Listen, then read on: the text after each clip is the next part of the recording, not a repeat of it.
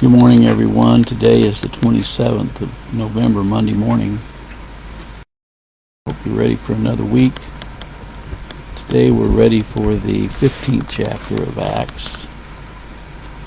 And I've entitled this video, Is it Works or Grace or a Combination of Both? Is it works or grace or a combination of both? Well, it's pure grace, folks. That's what it is. There are many passages in the Bible that say it's not of works, lest any man should boast. We're no longer under the law, we're under grace. We're under a new and better covenant. And anyway, this chapter is going to go through the most significant verses in this chapter. Is the 15th verse. This is after there were some miracles done and people were trying to exalt men over the miracles that were done, and this was their response in saying, Sirs, why do ye these things? We also are men of like passions with you, and preach unto you that you should turn from these vanities unto the living God, which made heaven and earth and the sea and all things that are in heaven, that are therein. It's very prevalent. Even today, people would exalt men. He's got a doctor's degree in theology. You know, he's been pastoring for 39 years, and he went to Westminster Theological Seminary. Big deal, And they basically, what they do is they make men, they sacrifice to men. It's idolatry. And it came to pass in Iconium that they went both together into the synagogue of the Jews, and so spake that a great multitude, both the Jews and also the Greeks, believed. But the unbelieving Jews stirred up the Gentiles. Does that sound familiar? But the unbelieving Jews stirred up the Gentiles, and made their minds evil affected against the brethren. A long time therefore abode they, speaking boldly in the Lord, which gave testimony unto the word of his grace, and granted signs and wonders to be done by their hands. But the multitude of the city was divided, and part held with the Jews and part with the apostles. There's a lot of people today that are holding with Zionism. Some of us are not holding with Zionism. And when there was an assault made both of the Gentiles and also the Jews with their rulers to use them despitefully and to stone them, they were aware of it, and fled into Lystra and Derbe, cities of Lycaonia, and unto the region that lieth round about, and there they preached the gospel. And there sat a man at Lystra, impotent in his feet, being crippled from his mother's womb, who never had walked, and the same heard Paul speak, who steadfastly beholding him, and perceiving that he had faith to be healed, said with a loud voice, Stand upright on thy feet. And he leaped and walked. And when the people saw what Paul had done, they lifted up their voices, saying in the speech of Lycaonia, The gods are come down to us in the likeness of men. And they called Barnabas Jupiter, and Paul Mercurius, because he was the chief speaker. Then the priest of Jupiter, which was before their city, brought oxen and garlands on the gates, and would have done sacrifice with the people. Which when the apostles Barnabas and Paul heard of it, they rent their clothes and ran in among the people, crying out and saying, Sirs, why do ye these things? We also are men of like passions with you, and preach unto you that ye should turn from these vanities unto the living God, which made heaven and earth and sea and all things that are therein, who in times past suffered all nations to walk in their own ways.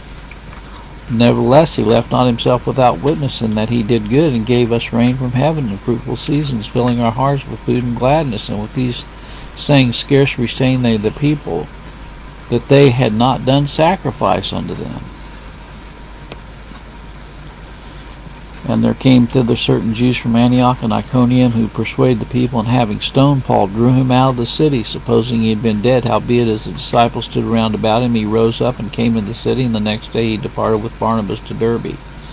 And when they had preached the gospel of that city and taught many, they returned again to Lystra and to Iconium and Antioch, confirming the souls of the disciples, and exhorting them to continue in the faith, that we must through much tribulation enter into the kingdom of God. And when they had ordained them elders in every church, and had prayed with fasting, they commanded them to the Lord, on whom they believed. And after they had passed through Pisidia, they came to Pamphylia. And when they had preached the word in Perga, they went down into Attalia, and thence sailed to Antioch, from whence they had been recommended to the grace of God for the work which they fulfilled. And when they were come and gathered in church together, they rehearsed all that God had done with them, and how he had opened the door of faith unto the Gentiles. And there they abode long time with the disciples. Well, I repose the question again. Is it grace or works, or a mixture of both? Some of these people were trying to stir up true believers, just like people are trying to stir up true believers today, and trying to say it's a mixture, aren't they? You know, they're saying you have to believe that all the Jews are God's chosen people. You got to believe in the ceremonial law. You got to hold to the,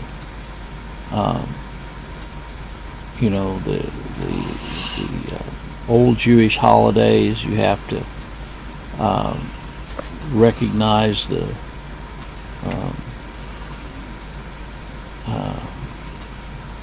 all of these ordinances and rules and laws, and they're even trying to rebuild the temple over there in Jerusalem, and reinstitute animal sacrifices. And Christ entered once into the holy place and sat down, and the veil of the temple was rent from the top to the bottom. Notice here in verse 2 it says the unbelieving Jews stirred up the Gentiles and made their minds evil. Many of the churches today are full of unbelieving Jews that are stirring up the Gentiles. And many of them aren't Jews at all. They say they're Jews, but they're the synagogue of Satan, according to Revelation. And the same thing is happening today as was happening there. It says that the multitude were divided, part held with the Jews and part with the apostles. Don't we see that today? Well, it says that they used them despitefully. You know, why did they use them despitefully? Because they preached the truth. They preached the gospel. And then when this cripple was healed, they tried to bring these gifts and tried to offer sacrifices to Barnabas and Paul. It says that they brought oxen and garlands and would have done sacrifice with the people. Barnabas and Paul would have none of it.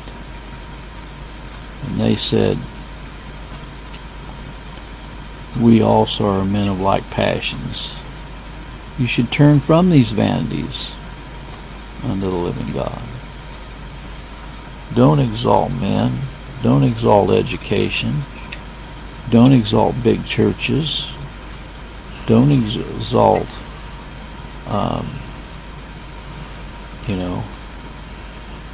people that are trying to put people up on a pedestal. I remember, when Robert Schuller had the Crystal Cathedral, he was exalting Bishop Sheen, putting him up on a pedestal. And people today are exalting people like Joe Osteen, right, and Rick Warren, exalting these people. And Jeffers of the First Baptist Church of Dallas, Texas, and Paul White, and Joyce Myers. There's been a lot of them down through the years that people put up on a pedestal, have they not? Well, you know, this is nothing more than, you know, we should be preaching the same thing that Paul and Barnabas was preaching. Sirs, why do you do these things? They're like men. You know, we should be preaching that they should turn from these vanities unto the living God, which made heaven and earth and the sea and all the things that are therein. Not be focusing Dr. James Dobson on Dr. James Dobson, or Barton, you know, or promoting the Constitution all the time that was created by Thomas Jefferson, and just read through the Mayflower Compact sometime. These people that promote, you know, that say that the Constitution's based on the Bible. I'm here to tell you all men aren't created equal. There are two kinds of people on the face of the earth. There are those of God's elect, and there are those that are not God's elect.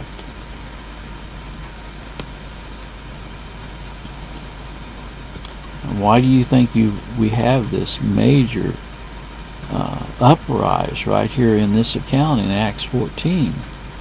Because those that were vessels of honor were being attacked by those that were vessels of dishonor.